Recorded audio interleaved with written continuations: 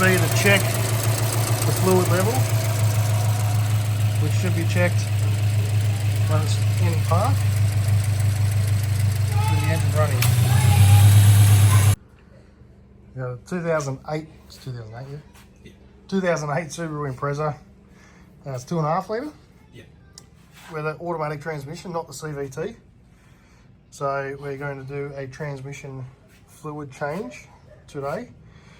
So first thing we've done is to check the fluid level on the dipstick. As I was saying, I don't know if you heard, you want to check it when it's in park and at idle with the engine running. Okay, so obviously at idle. This is a little bit over full, if you can see it. So the 2 dots down the bottom and 2 dots at the top. 2 dots at the top is your low and high when it's hot, and the ones down the bottom is when it's cold.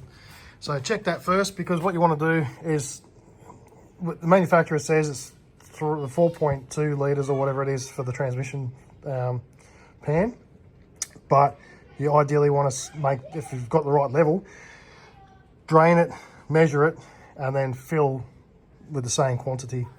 So we're going to jack the car up, get it on stands because it needs to be level, and then show you where the drain plug is.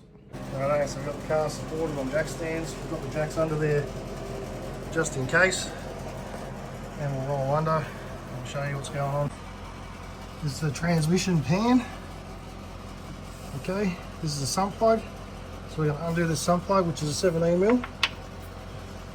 Comes out anti-clockwise, and then the fluid's going to drain out of it.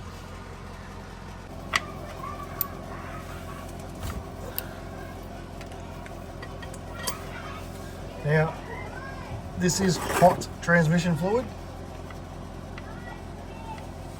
So I'm going to get a glove.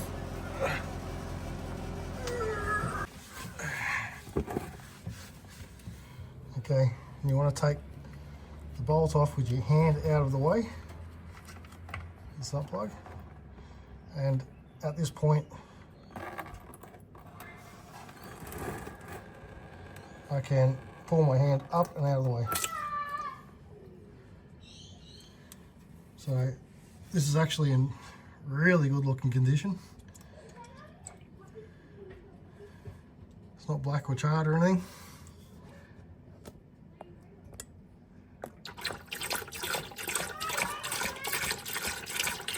And this drain pan does have litre measurements on the side, so we can work out how much fluid we actually need.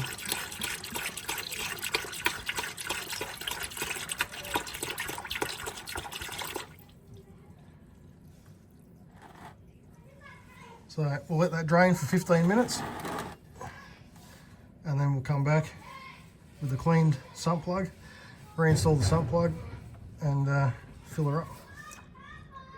Righto, we've got our clean plug. Roll it back in,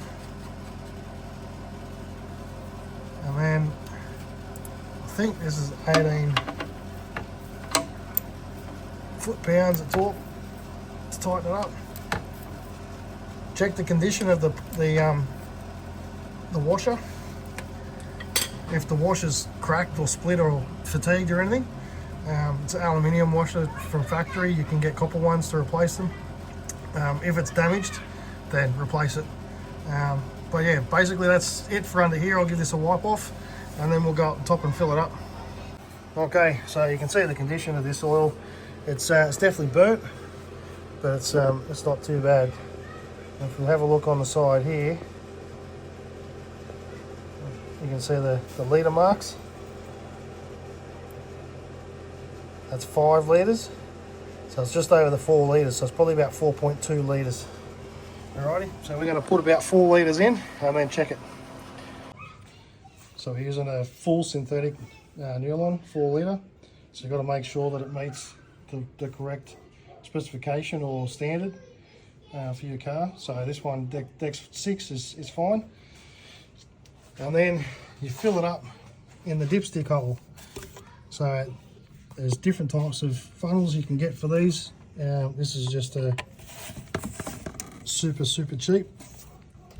couple of dollar funnel with an extension. So you just got to make sure it doesn't pop out of the little spot down the bottom. And take it easy when you're filling it up, because transmissions are fairly well sealed, and any fluid that's going in, the air needs to come back out to replace that fluid. So it has a tendency to glug, so you just want to pour it in slowly so that it doesn't end up over pressurizing down here and popping out or splashing shit everywhere. So let's fill her up.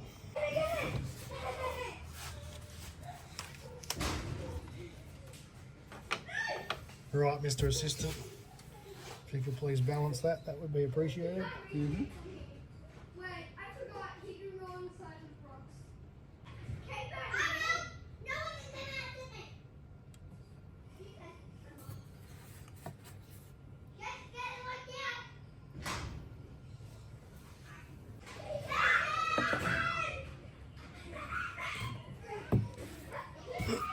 Glad they're not mine. I'll just whack it up. Put this rag down here. Yeah. Pull it. Oh yeah, pull out.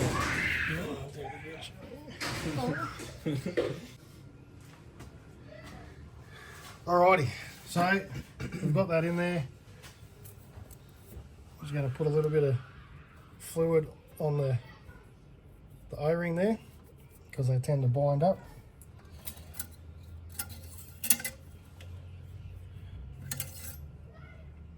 And you can see it looks like it's way over full.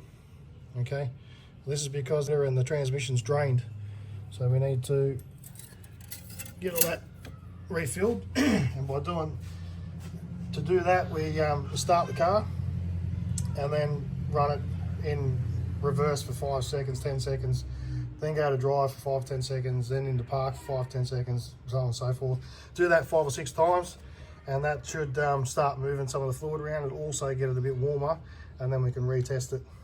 We just have the car running for about 30 seconds. We've got it in reverse, bring the revs up.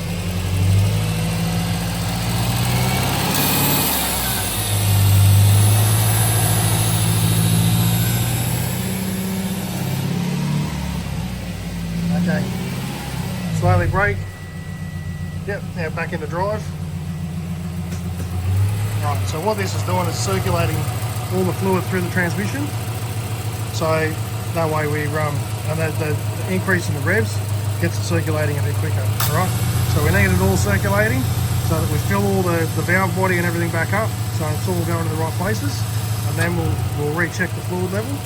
And if we need to add any more to it, then we'll add some to it.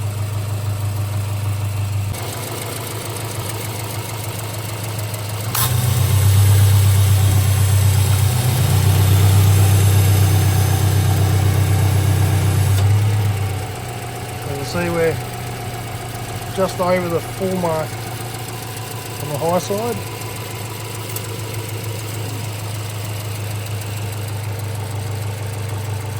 Okay.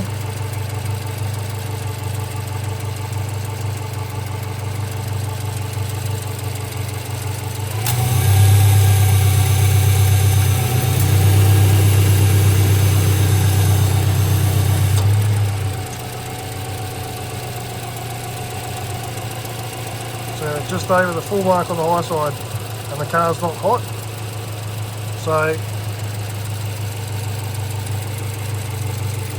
we've got a lot of fluid run through the transmission now. We're all good to go, so we're going to jack it up, take the stands out, and then take it for a test drive.